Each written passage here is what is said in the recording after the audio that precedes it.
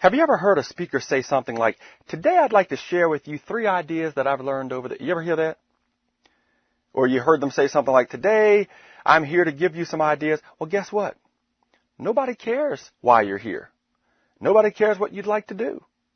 When you're the speaker, nobody cares why you came. What we care about is what we're going to get.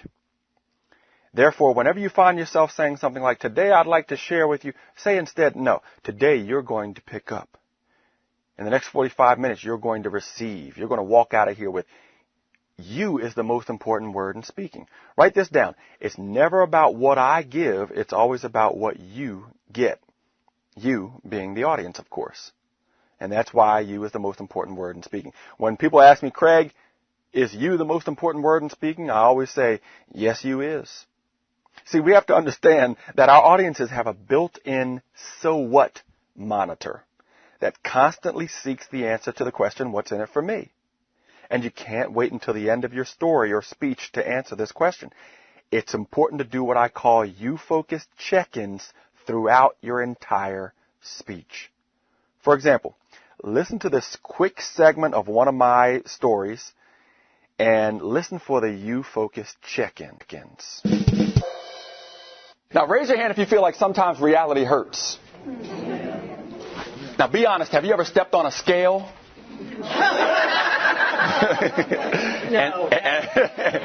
and been forced to face reality?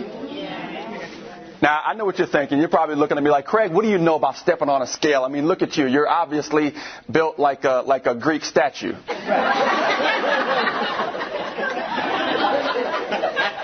I appreciate the compliment. But I can only say that because if you had seen me a few years ago, trust me, you would have seen a whole lot more of me. In fact, you don't have to agree so quickly. But in fact, you should have been with my wife and me 6.5 years ago. We're taking my 6-month-old daughter, Tori, to her doctor's appointment. Now, raise your hand if you have kids. Then you know the doctor's always going to measure their length and their what? Weight. Somebody said height. See, the length, if you turn them that... Yeah. So the doc walks in with his white coat and glasses. He takes Tori's length. Then he looks at my wife and me and says, since Tori can't stand yet, and she can't seem to sit still, we're going to need another method to take her weight.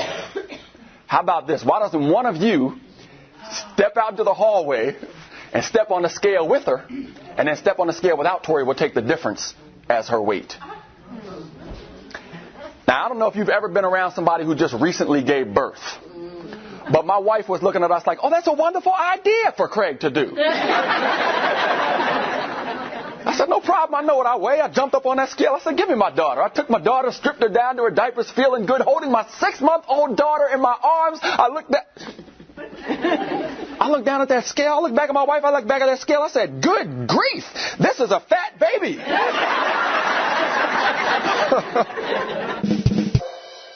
Welcome back.